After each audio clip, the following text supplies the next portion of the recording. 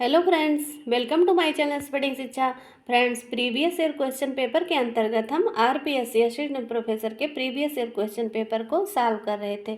तो उसी श्रृंखला में आगे बढ़ते हुए हम बाकी के क्वेश्चन को देखेंगे। इसके पहले हमने क्वेश्चन नंबर 121 तक कंप्लीट किया था।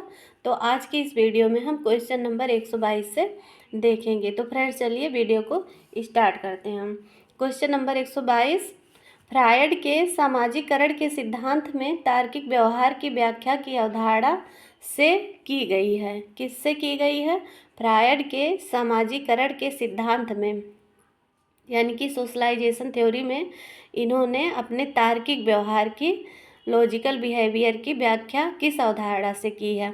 तो इड से की है, ईगो से की है, सुपर ईगो से की है, या इनमें से कोई नहीं?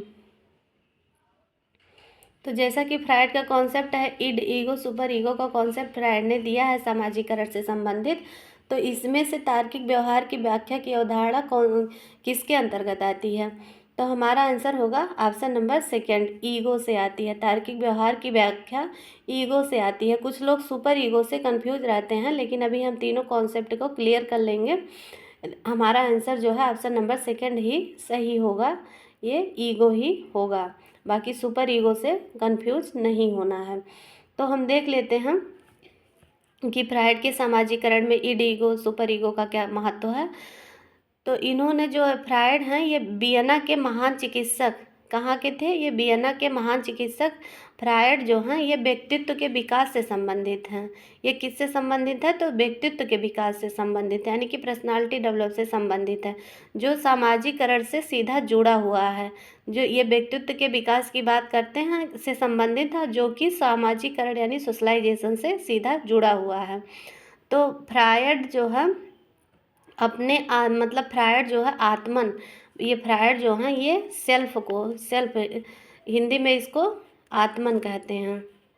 सेल्फ को इन्होंने 3 खंडों में बांटकर, सेल्फ को इन्होंने 3 खंडों में बांटा। कितने खंडों में? 3 खंडों में बांटा। तो 3 खंडों में बांटकर सामाजिकरण की व्याख्या करने का प्रयास किया।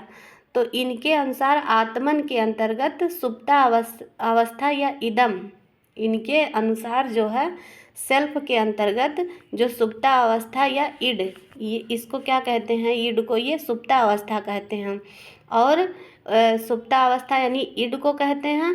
और ईगो जो अहम है ये ईगो, और पराअहम ये सुपर ईगो। तो ये जो है ये सेल्फ के अंतर्गत ये पाया जाता है। तीनों जो है ये सेल्फ के अंतर्गत पाया जाता है। तो जो इड है, इड, ये इड जो है, इड के बारे में ये क्या बताते हैं? तो इड के बारे में बताते हैं, इसे इदम भी कहा जाता है, लेकिन इंग्लिश में इसे इड देखना है।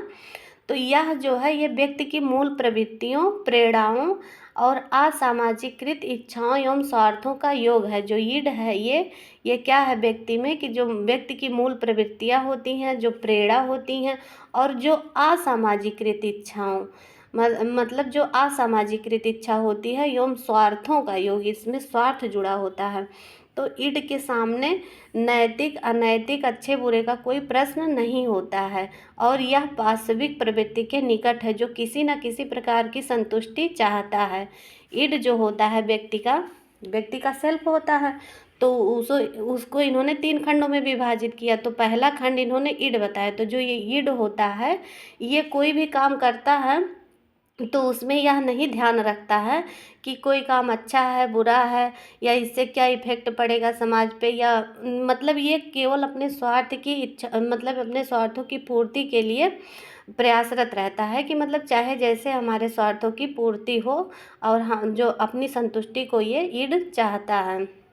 लेकिन अहम जो है ये ईगो जो है, ईगो, तो ईगो क्या करता है कि ये स्व का चेतन एवं तार्किक पक्ष है। जो ये क्वेश्चन में पूछा गया है कि फ्रायड के सामाजिकरण के सिद्धांत में तार्किक व्यवहार कौन सा है, तो ये ईगो है। ये स्व का यानी कि सेल्फ के चेतन एवं तार्किक पक्ष है। क्या है ये? चेतन एवं तार्किक पक्ष है, जो व्यक्ति को सामाजिक परिस्थितियों के अनुकूल व्यवहार करने का निर्देश देता है।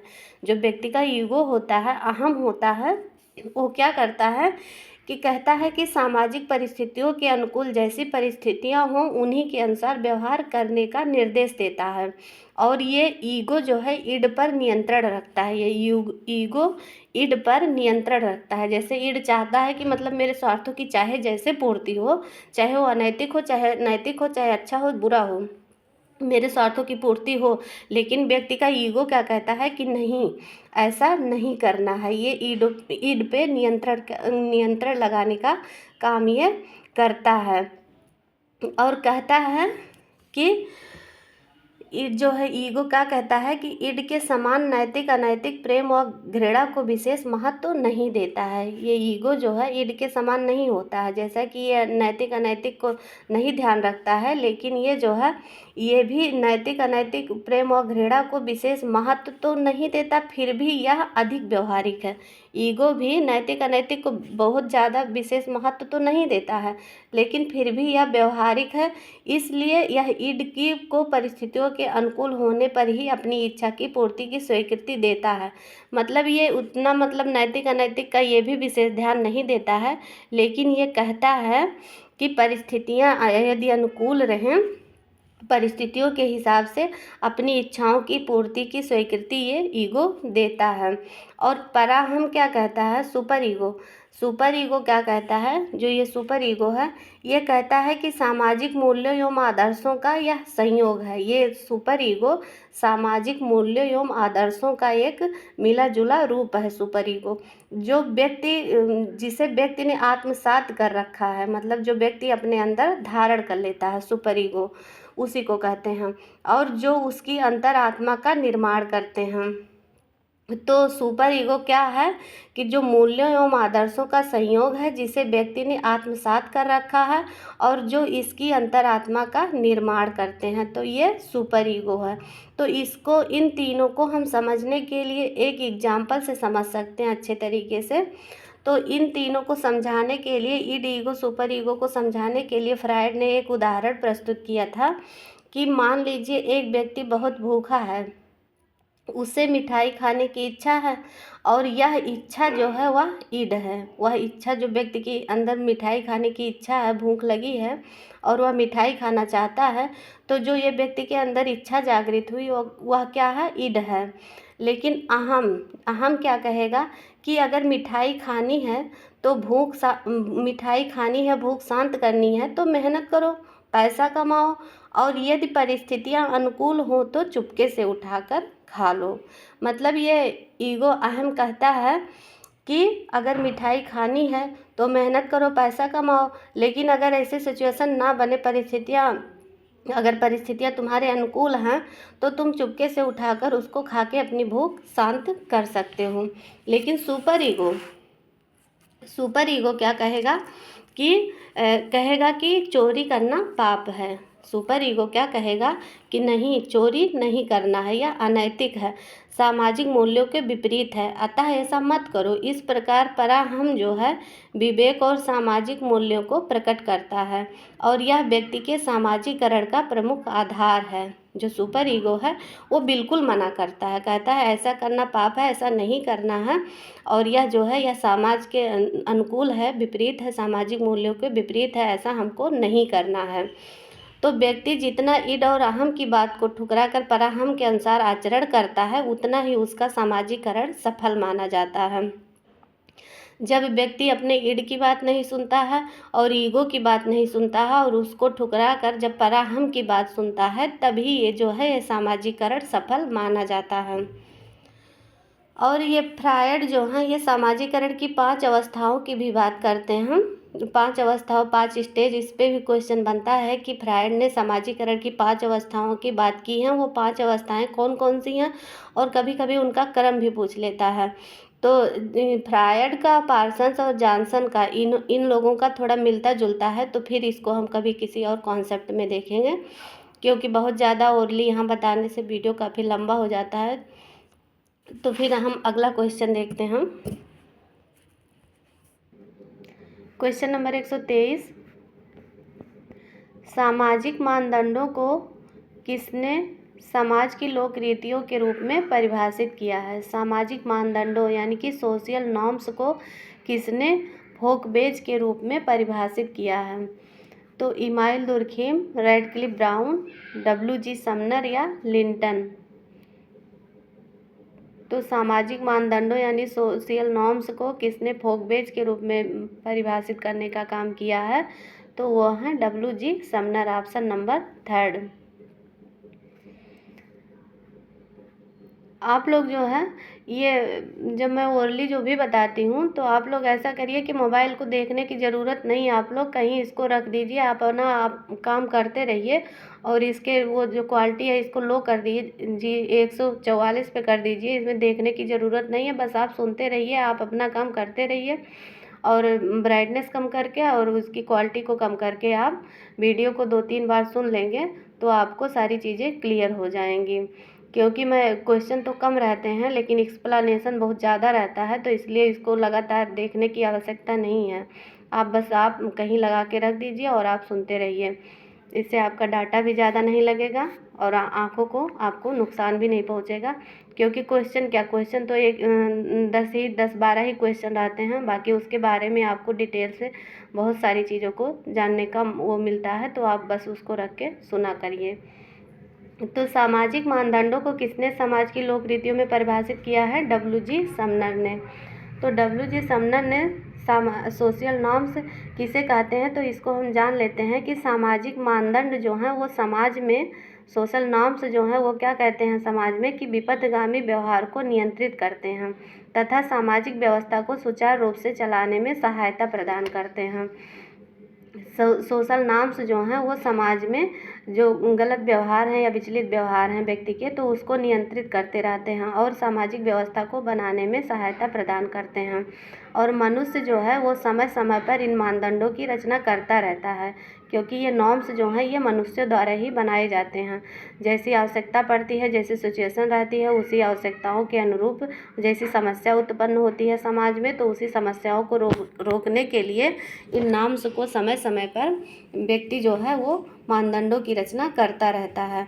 तो इस संदर्भ में एक मेरिल महोदय हैं, वो क्या कहते हैं कि मानव मानदंडों का निर्माण करने वाला प्राणी है। ये एक स्टेटमेंट देते हैं मेरिल कि मानव मानदंडों का निर्माण करने वाला प्राणी है। और रॉबर्ट बीयरस्टीड महोदय हैं एक, रॉबर्ट बीयरस्टीड, ये सोशल नॉर्म्स को 3 भागों में विभाजित करते हैं। सोशल नॉर्म्स को क्वेश्चन बन जाए कि सामाजिक मानदंड को कौन 3 श्रेणियों में विभाजित करता है, तो जो है वो रॉबर्ट बीयरस्टीड महोदय। और कौन कौन सी वो 3 श्रेणियां हैं, तो ये बताते हैं। एक बताते हैं फोकबेज, एक बताते हैं, पहली ये बताते हैं फोकबेज, दूसरी ये बताते हैं मोरेज और तीसरी बताते हैं लॉ। तो ये फोकबेज जिसको लोक रीतियाँ, यहाँ फोकबेज है, इसे लोक रीतियाँ कहते हैं, जनरीतियाँ भी कहते हैं, लेकिन इंग्लिश में इसे फोकबेज कहते हैं। और मोरेज इसे रूढ़ियाँ कहते हैं, लोकाचार कहते हैं। और ये लॉ जो है ये कानून। तो ये 3 श्रेणियों में रॉबर्ट बीयरस्टीड महोदय बांटते हैं। तो जो W.G. समनर महोदय हैं, इनकी एक पुस्तक थी, बहुत ही फेमस पुस्तक है, क्वेश्चन पूछी भी जाती है कि फोकबेज किसकी पुस्तक है। तो ये फोकबेज W.G. समनर की पुस्तक है। और फोकबेज जो है कब प्रकाशित हुई, तो फोकबेज जो है वो 1906 में प्रकाशित हुई।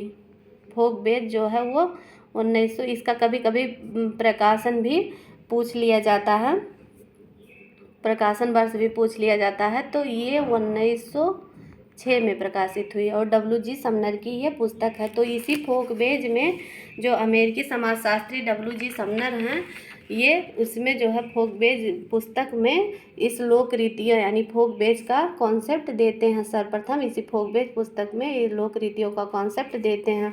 तो ये फोकबेज क्या है, ये आम लोगों की रीति रिवाज, जनरीति और अपेक्षाकृत अस्थायी व्यवहार हैं। ये जो साधारण लोगों में रीति रिवाज पाई जाती है, जनरीति पाई जाती है, और ये अपेक्षाकृत अस्थायी व्यवहार होते हैं जिनका पालन करना एक परिस्थिति में आवश्यक माना जाता है, कि जैसी परिस्थिति होती है उसी के अनुसार इसका पालन करना जरूरी माना जाता है फोकबेज में। तो फोकबेज के संदर्भ में मैकाइवर पेज एक स्टेटमेंट देते हैं कि जनरीतियाँ समाज में मान्यता प्राप्त अथवा स्वीकृत व्यवहार प्रणालियाँ हैं। जनरीतियाँ क्या हैं? समाज में मान्यता प्राप्त अथवा स्वीकृत व्यवहार प्रणालियाँ हैं। तो फोकबेज के संबंध में स्टेटमेंट मैकाइवर पेश देते हैं हम। और मोरेज क्या है? मोरेज के बारे में हम जान लेते हैं कि मोरेज किसे कहते हैं, कि क्योंकि ये फोकबेज और मोरेज काफ़ी कन्फ्यूजन आपस में वो रहता है, समझ में नहीं आता कि कौन फोकबेज है और कौन मोरेज है।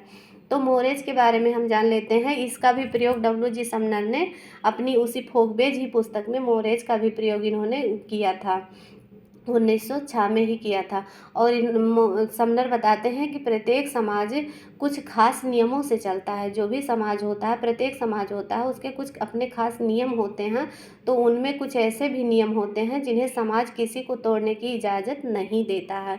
तो कुछ खास नियमों से समाज चलता है, लेकिन उसमें कुछ ऐसे भी नियम होते हैं जो समाज में तोड़ने की इजाज़त समाज नहीं देता है।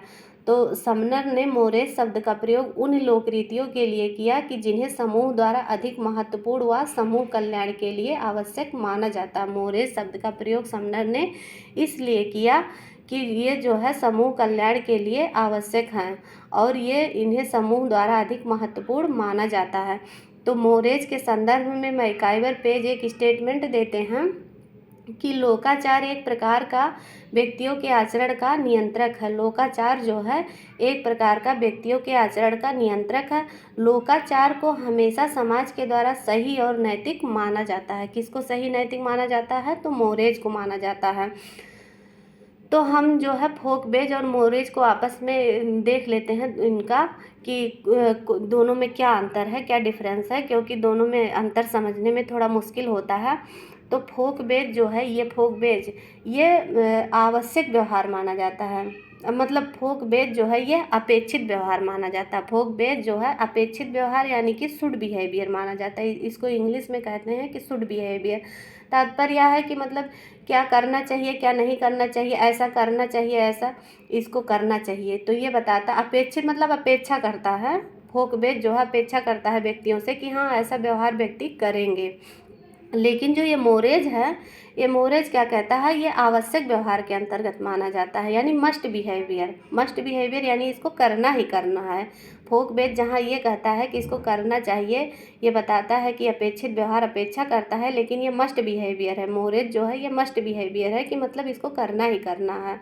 तो लोक रीतियों में व्यक्ति के पास विकल्प होते हैं, जबकि लोकाचार में कोई विकल्प नहीं होता है, यह अवश्यंभावी होता है। फोकबेज में तो व्यक्ति के पास विकल्प होते हैं कि चलो ठीक है, अगर आप ऐसा नहीं कर सकते हो तो ऐसा कर लो, लेकिन मोरेज में कोई विकल्प नहीं होता है। ये जो है तो है, वो उसको करना है। तो भी एक एग्जाम्पल से हम इसको समझते हैं कि जैसे वस्त्र पहनना, अभिवादन करना, स्वजातीय विवाह करना, मृतक को दफनाना, तो ये सब क्या है? ये सब मोरेज के अंतर्गत आते हैं, यानी कि मस्ट बिहेवियर के अंतर्गत आते हैं। यानी कि वस्त्र पहनना जरूरी है, कोई नंगा तो घूम नहीं सकता समाज में, तो ये मस्ट है। अभिवादन करना अनिवार्य है। व्यक्ति अगर किसी से मिलता है तो अभिवादन करना ही ये मस्ट बिहेवियर के अंतर्गत आता है, यानी कि ये मोरेज का एग्जाम्पल है। और स्वजातीय विवाह, जो अपनी जातियों में विवाह करना समाज में पाया जाता है, तो उसको भी व्यक्ति को करना जरूरी रहता है। और मृतक को दफनाना, तो ऐसे भी एग्जाम्पल बेस्ड क्वेश्चन बना है कि वस्त्र पहनना, अभिवादन करना, स्वजातीय विवाह करना, मृतक को दफनाना, ये सब किसके अंतर्गत आते हैं? लोकाचार के अंतर्गत आते हैं या लोक रीतियों के अंतर्गत आते हैं? तो ये सब जो है लोकाचार के अंतर्गत आते हैं। लोकाचार से तात्पर्य मोरेज से है। ये सब मोरेज के अंतर्गत आते हैं, यानी कि मस्ट बिहेवियर के अंतर्गत आते हैं। और जो ये अपेक्षित व्यवहार है, लोक रीतियाँ, यानी कि शुड बिहेवियर, लोक रीतियाँ जो है, तो इसके अंतर्गत आते हैं कि सफ़ेद वस्त्र पहनना, हाथ मिलाना, पैर छूना, गले लगाना, इसे लोक रीतियों के अंतर्गत आते हैं। अब यहाँ जैसे सफ़ेद वस्त्र पहनना, तो सफ़ेद वस्त्र पहनना ज़रूरी नहीं है कि व्यक्ति सफ़ेद वस्त्र ही पहने, उसको ना पसंद हो तो वो मतलब और कलर का भी वस्त्र पहन सकता है। और हाथ मिलाना, तो जैसा कि मोरेज में अभिवादन करना है, मोरेज में क्या हमने बताया एग्जाम्पल? वस्त्र पहनना, तो मोरेज में वस्त्र पहनना यानी कि वस्त्र तो पहनना मस्ट है, कोई भी वस्त्र पहनो, लेकिन वस्त्र आप पहनिए, चाहे लाल पीला कुछ भी पहनिए। लेकिन फोकबेज क्या बताता है कि हाँ मतलब चाहे अगर आपको सफ़ेद वस्त्र नहीं पहनना है तो आप उसके अलावा दूसरा भी कोई कलर आप चूज कर सकते हैं, लेकिन मोरेज कहता है कि आप वस्त्र को पहनेंगे ही। और मोरेज कहता है कि अभिवादन करिए, तो अभिवादन करना है, लेकिन अभिवादन के तरीके बदल सकते हैं, जैसा कि फोकबेज विकल्प प्रस्तुत करता है ना। तो मोरेज कहता है कि अभिवादन करना है, मस्ट है अभिवादन, लेकिन अभिवादन के तरीके हम बदल सकते हैं। फोकबेज में क्या होता है कि हम कई तरीके, जैसे कोई हाथ मिला के अभिवादन करता है, कोई पैर छू के अभिवादन करता है, कोई गले लगा के अभिवादन करता है, तो इसमें हमें विकल्प मिल जाते हैं कि चलो हमने पैर नहीं छुआ तो हाथ ही मिला लिया, हाथ नहीं मिलाया तो गले ही लगा लिया, तो ये विकल्प देता है फोकबेज। लेकिन मोरेज कोई विकल्प नहीं देता, ये कहता है कि आपको अभिवादन करना है तो करना है, वस्त्र पहनना है तो पहनना है, अपनी जाति में विवाह करना है तो करना है, मृतक को दफनाना है तो वो ऐसा करना है। तो यही दोनों डिफरेंस जो है फोकबेज और मोरेज में है।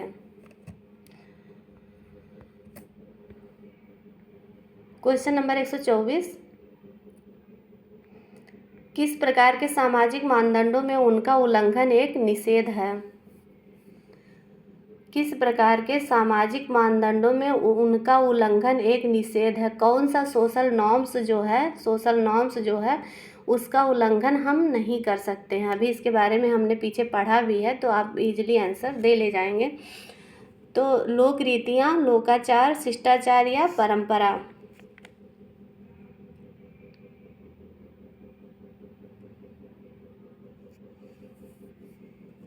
तो हमारा आंसर होगा ऑप्शन नंबर सेकंड, लोकाचार। अभी हमने लोकाचार के बारे में बताया ना कि इसको हम तोड़ नहीं सकते हैं, ये मस्ट बिहेवियर हैं, व्यक्ति इसको तोड़ नहीं सकता, जो समाज के नियम मानदंड बनाए गए हैं उन्हीं के अनुरूप व्यक्ति को काम करना पड़ता है, तो उसको लोकाचार कहते हैं। जबकि फोकबेज में जो होता है वो व्यक्ति के सामने विकल्प होता है, वो विकल्पों पे आधारित होता है, और ये फोकबेज जो है ये अपेक्षित व्यवहार होता है, और ये जो है ये फोकबेज शुड बिहेवियर होता है, और लोकाचार मोरेज जो होता है ये मस्ट बिहेवियर होता है।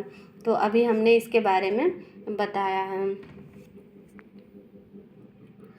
क्वेश्चन नंबर 125, सामाजिक स्त्रीकरण के प्रकारवादी सिद्धांत का पहली बार किसने निरूपण किया? सोशल स्ट्रैटिफिकेशन के अंतर्गत जो प्रकारवादी सिद्धांत है यानी कि फंक्शनल थ्योरी जो है उसका पहली बार किसने प्रयोग किया था? पार्सन्स ने, डेविस मूर ने, वार्नर ने या मेल्विन ट्यूमिन ने? तो हमारा आंसर होगा डेविस एवं मूर ने। सामाजिक स्तरीकरण के प्रकारवादी सिद्धांत का पहली बार डेविस व मूर ने पहली बार निरूपण किया था। सामाजिक स्तरीकरण जो है, सोशल स्ट्रैटिफिकेशन जो है, वो सामाजिक स्तरीकरण बृहद समाजशास्त्र यानी कि माइक्रो सोशियोलॉजी के हृदय का प्रमुख अंग माना जाता है। ये जो सामाजिक स्तरीकरण है, सोशल स्ट्रैटिफिकेशन है, ये माइक्रो सोशियोलॉजी यानी कि बृहद समाजशास्त्र के हृदय का प्रमुख अंग माना जाता है। और सामाजिक स्तरण के सिद्धांत के अंतर्गत मुख्य रूप से 3 प्रकार के सिद्धांत पाए जाते हैं। सामाजिक सोशल स्ट्रैटिफिकेशन के अंतर्गत 3 प्रकार के 3 श्रेणियों में बांटकर 3 प्रकार के सिद्धांतों में बांटकर इसका अध्ययन किया जाता है। तो इसकी 3 श्रेणियाँ बताई गई हैं। पहला संघर्षवादी विचारधारा, और दूसरा प्रकारवादी विचारधारा, और तीसरा जो है संकलनवादी या दर्शनग्राही विचारधारा। तो इन 3 श्रेणियों में बांटकर सामाजिक स्तरीकरण के सिद्धांत को समझने का प्रयास किया गया है। तो जो ये सामाजिक स्तरीकरण का संघर्षवादी विचारधारा है, तो इससे संबंधित कार्ल मार्क्स हैं जो वर्ग संघर्ष के आधार पर सामाजिक स्तरीकरण की बात करते हैं। और जो ये प्रकारवादी सिद्धांत है, तो प्रकारवादी सिद्धांत जो है ये इससे संबंधित किंग्सले डेविस तथा विल्बर्ट मूर हैं। ये जो है सामाजिक स्तरीकरण के प्रकारवादी सिद्धांत को अपनाते हैं। और ये संकलनवादी या विभिन्न दर्शनग्राही विचारधारा जो है तीसरा, तो उससे रिलेटिव मैक्स वेबर हैं, एरिक ओलेन राइट हैं। तो और जो है ये दोनों संबंधित है, संकलनवादी या विभिन्न दर्शनग्राही विचारधारा से ये संबंधित हैं। और जो ये पार्सन्स हैं ये सामाजिक स्तरीकरण के 6 आधार बताते हैं। जो पार्सन्स हैं, टालकट पार्सन्स जो हैं ये सामाजिक स्तरीकरण के 6 आधार बताते हैं। तो वो 6 आधार कौन कौन से हैं? नातेदारी समूह की सदस्यता, पहला ये बताते हैं नातेदारी समूह की सदस्यता, और दूसरा ये बताते हैं व्यक्तिगत विशेषताएं, तीसरा बताते हैं अर्जित उपलब्धियां, और चौथा बताते हैं द्रव्यजात, पांचवा बताते हैं सत्ता, और छठा बताते हैं शक्ति। तो ये जो है सामाजिक स्तरीकरण, असामाजिक स्तरण के ये 6 आधार बताते हैं कौन? पार्सन्स। और वार्नर जो हैं ये WG वार्नर जो हैं ये सामाजिक स्तरीकरण में ये वार्नर जो हैं ये वेबर से प्रभावित थे। किससे प्रभावित थे? तो ये मैक्स वेबर से प्रभावित थे। और ये सम्मान और परिस्थिति समूह का वर्ग का आधार ये मानते हैं। वर्ग का आधार ये जो है सम्मान और परिस्थिति समूह को वर्ग का आधार मानते हैं। कौन? वार्नर मानते हैं। और वार्नर ने अपने इन्होंने यांकी सिटी का अध्ययन किया था, शहर का अध्ययन किया था।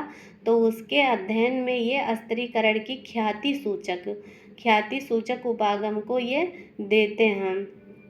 ख्याति सूचक उपागम को ये इस कॉन्सेप्ट को देते हैं। और इसका ये क्वेश्चन भी बना है कि कौन सामाजिक स्तरीकरण के ख्याति सूचक उपागम को अपनाता है, या रेपुटेशनल अप्रोच को कौन अपनाता है? तो वो WG वार्नर अपनाते हैं। सामाजिक स्तरीकरण के अंतर्गत ख्याति सूचक या रेपुटेशनल अप्रोच को कौन अपनाता है? तो WG वार्नर अपनाते हैं। Question number 126, social stratification the forms and function of inequality पुस्तक के लेखक कौन हैं? Social stratification the forms and function of inequality पुस्तक के लेखक हैं ट्यूमिन हैं, वेबर हैं, पार्सन्स हैं, या यंग हैं? तो हमारा आंसर है ये मेल्विन ट्यूमिन है। ये मेल्विन ट्यूमिन जो है ये किंग्सले डेविस और विल्बर्ट मूर ने जो सोशल स्ट्रैटिफिकेशन का कॉन्सेप्ट दिया है तो उसकी ये आलोचना करते हैं। कौन? मेल्विन ट्यूमिन जो हैं ये उनके सोशल स्ट्रैटिफिकेशन की आलोचना करते हैं। क्वेश्चन नंबर 127, वर्ग स्तरीकरण में कौन सा वर्ग सामान्यतः सुसंगठित नहीं है? सोशल स्ट्रैटिफिकेशन में कौन सा ऐसा वर्ग है जो वह अस्थायी नहीं है यानी सुसंगठित नहीं है? तो अभिजन वर्ग है, उच्च वर्ग है, मध्यम वर्ग है, या निम्न वर्ग है? अभिजन, उच्च वर्ग, मध्यम वर्ग और निम्न वर्ग। तो इसमें भी काफ़ी कन्फ्यूजन रहता है। ये क्वेश्चन मैंने इसके पिछले वीडियो में बताया था कि मध्यम वर्ग और निम्न वर्ग और उच्च वर्ग के बारे में, क्योंकि इसमें मध्यम वर्ग और निम्न वर्ग से काफ़ी लोग कंफ्यूज रहते हैं कि कौन सा सुसंगठित नहीं है। तो हमारा आंसर होगा मध्यम वर्ग। अब मध्यम वर्ग कैसे सुसंगठित नहीं है? तो जो एक वर्जुआकरण की अवधारणा दी थी, वर्जुआकरण की अवधारणा तो सर्वप्रथम गोल्डथोर्प और लॉकवुड ने दिया था, लेकिन उसके बाद में कार्ल मार्क्स ने भी वर्जुआकरण का उपयोग किया था। तो वर्जुआकरण का और एक दारिद्रीकरण का कॉन्सेप्ट दिया था, तो वो कार्ल मार्क्स ने दिया था। तो दोनों जो है दोनों का प्रयोग ये कार्ल मार्क्स करते हैं। तो वर्जुआकरण में क्या होता है कि जो ये श्रमिक वर्ग होता है, जब ये श्रमिक वर्ग होता है तो जब श्रमिक वर्ग में ये मध्यम वर्ग के लक्षण, जीवन शैली और उनके रहन सहन के तरीके जो है वो श्रमिक वर्ग में आने लगते हैं तो उसको जो है वर्जुआकरण कहा कार्ल मार्क्स ने। और जब ऐसा होता है कि जो ये मध्यम वर्ग है और मध्यम वर्ग में श्रमिक वर्ग के लक्षण आने लगते हैं, यानी कि श्रमिक वर्ग की संख्या में बढ़ोतरी होने लगती है, ये मध्यम वर्ग जो हैं वो गरीब होने लगते हैं और उनको श्रमिक वर्ग के लक्षण मध्यम वर्ग में आने लगते हैं, तो उसको पॉपुलराइजेशन कहा था कार्ल मार्क्स ने। तो यही जो है इसलिए ये सुसंगठित वर्ग नहीं है, क्योंकि इसमें जो है कभी श्रमिक वर्ग के लक्षण आने लगते हैं और कभी जो है श्रमिक वर्ग में मध्यम वर्ग के लक्षण आने लगते हैं। तो इसलिए हमारा आंसर ये ऑप्शन नंबर 3 सही होगा। क्वेश्चन नंबर 128, निम्नलिखित में से कौन सा एक कौन सा एक वर द्वारा वधू को संपत्ति देने के वायदे का उदाहरण है? दहेज है, स्त्री धन है, मेहर है, वधू शुल्क है। तो कौन सा है जो वर द्वारा वधू को संपत्ति देने के वायदे का उदाहरण है?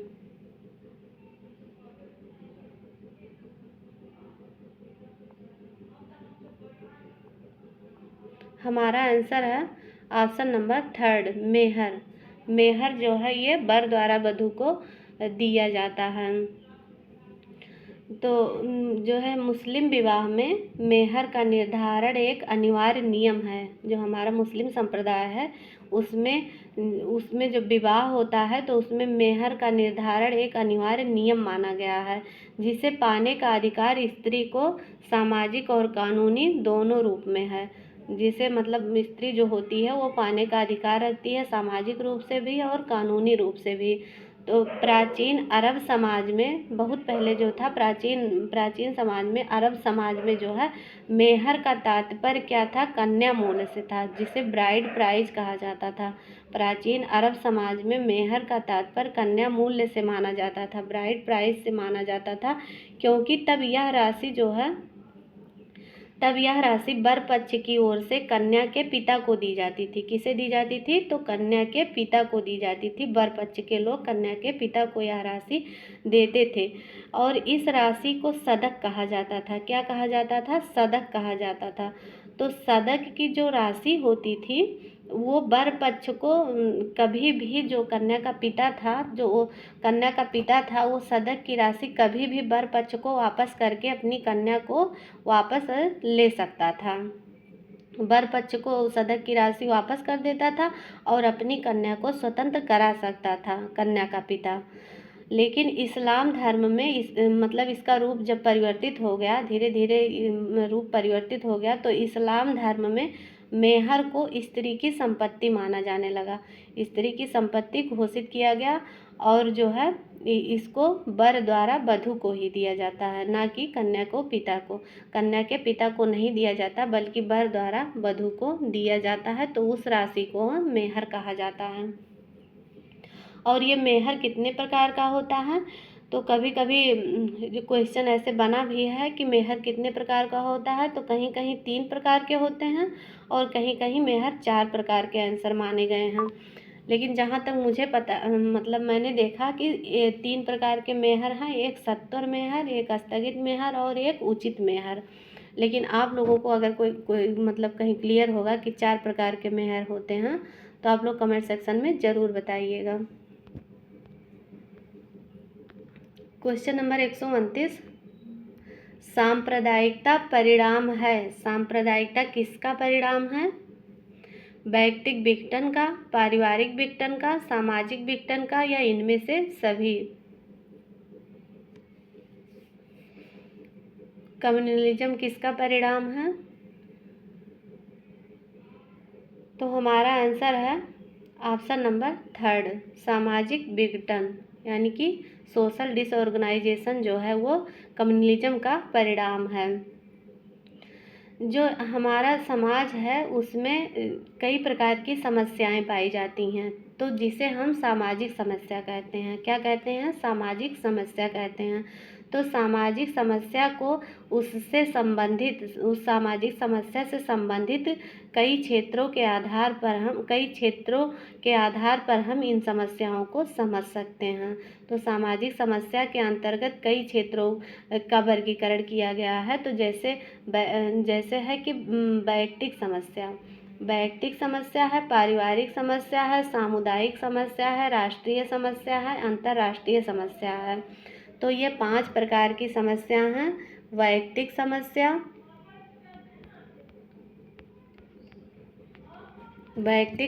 है, पारिवारिक समस्या है, सामुदायिक समस्या है, राष्ट्रीय समस्या है और अंतर्राष्ट्रीय समस्या है। तो ये सारी समस्या जो है ये सामाजिक समस्या के अंतर्गत आती हैं। तो वैयक्तिक समस्या के अंतर्गत क्या क्या उदाहरण दिए जाते हैं कि मद्यपान जो है मद्यपान, जुआ, वेश्यावृत्ति, आत्महत्या, ये सब क्या है? ये सब वैयक्तिक समस्या के अंतर्गत आते हैं। ऐसे एग्जाम्पल दे के क्वेश्चन बन जाता है कि मद्यपान, जुआ, वेश्यावृत्ति, आत्महत्या ये सब किस प्रकार की सामाजिक समस्या के उदाहरण हैं। तो वहाँ पर वैयक्तिक विघटन के उदाहरण आ जाएंगे, वैयक्तिक विघटन के उदाहरण आ जाएंगे। जैसा कि यहाँ हमने इनमें से सभी देखकर काफ़ी लोगों को कन्फ्यूजन हुआ होगा कि सांप्रदायिकता जो है वो सभी प्रकार के विघटन के अंतर्गत आता है, लेकिन नहीं, जो है वैयक्तिक विघटन के अंतर्गत आता है जो है मद्यपान, जुआ, वेश्यावृत्ति और आत्महत्या आते हैं। और पारिवारिक समस्या के अंतर्गत यानी पारिवारिक फैमिली डिसऑर्गेनाइजेशन के अंतर्गत कलह आते हैं, तलाक आते हैं। जैसे पारिवारिक कलह हुआ, घरेलू हिंसा हुआ या तलाक हुआ, तो ये सब पारिवारिक फैमिली डिसऑर्गेनाइजेशन के अंतर्गत आते हैं। और जो ये सामुदायिक समस्या है, कम्युनलिज्म डिसऑर्गेनाइजेशन है, सोशल डिसऑर्गेनाइजेशन है, ये सामुदायिक समस्या जो है या इसे सांप्रदायिक समस्या भी कहा जाता है। तो इसके जो सामुदायिक समस्या है तो इसके अंतर्गत जातिवाद होता है, वर्ग संघर्ष होता है और सांप्रदायिकता होता है। तो ये जो है ये सामुदायिक या सामाजिक समस्या के अंतर्गत आते हैं। सांप्रदायिकता हुआ, जातिवाद हुआ, वर्ग संघर्ष हुआ, ये सब जो है ये सब सामुदायिक समस्या या सामाजिक डिसऑर्गेनाइजेशन या सामाजिक विघटन के अंतर्गत आते हैं। और जो राष्ट्रीय समस्या तो इसके अंतर्गत बाल अपराध आते हैं, भाषावाद आते हैं, ये सब आते हैं राष्ट्रीय समस्या के अंतर्गत।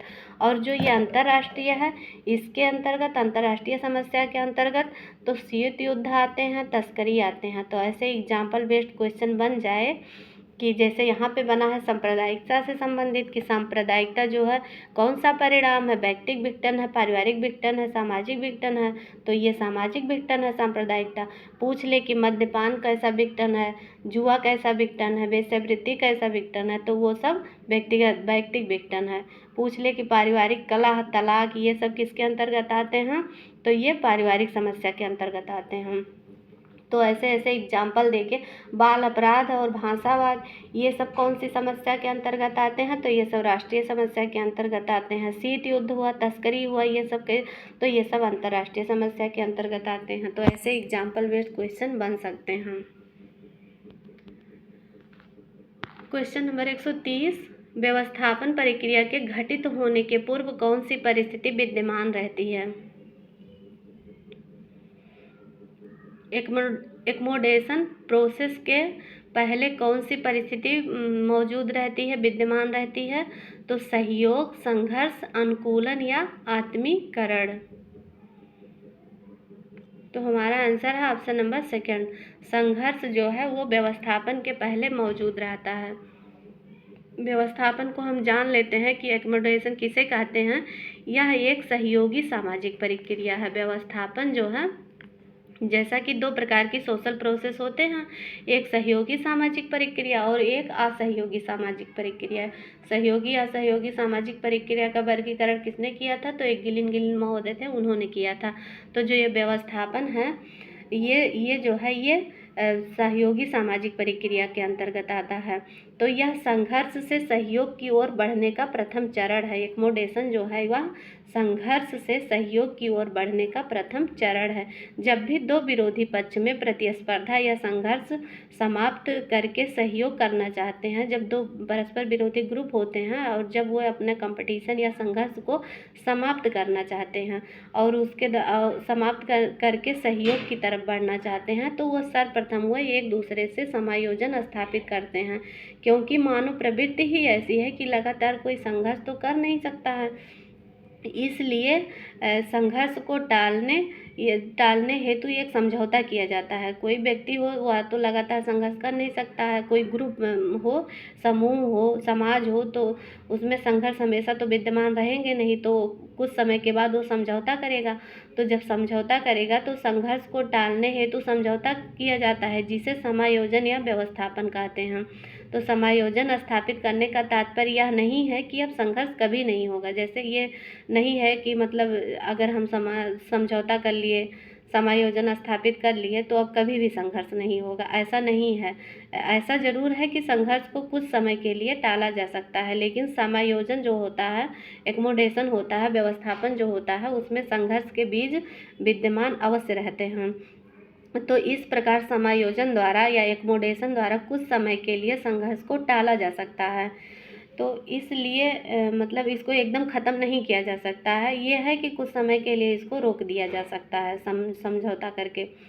तो इसलिए एक जोन्स महोदय हैं, इनका स्टेटमेंट बेस्ड क्वेश्चन भी बना है। तो जोन्स क्या कहते हैं कि एक अर्थ में समायोजन असहमत रहने के लिए समझौता कहा जा सकता है। एक अर्थ में समायोजन जो है असहमत रहने के लिए समझौता कहा जा सकता है। तो इसी संदर्भ में ये जोन्स महोदय अपना स्टेटमेंट देते हैं और इनसे क्वेश्चन इस स्टेटमेंट बेस्ड क्वेश्चन बना भी है। और W.G. समनर क्या कहते हैं, इनका भी ऐसे स्टेटमेंट वन लाइनर दिया गया और क्वेश्चन बना है। तो ये भी समायोजन को विरोधपूर्ण सहयोग कहते हैं। क्वेश्चन बना है कि समायोजन को विरोधपूर्ण सहयोग किसने कहा, तो वो W.G. समनर ने कहा है। तो फ्रेंड्स, इसी के साथ आज की वीडियो को हम समाप्त करते हैं। वीडियो हमारी पसंद आए तो प्लीज़ हमारे वीडियो को लाइक करिए, शेयर करिए। चैनल पर नए हैं तो ज़रूर से ज़रूर सब्सक्राइब कर लीजिए।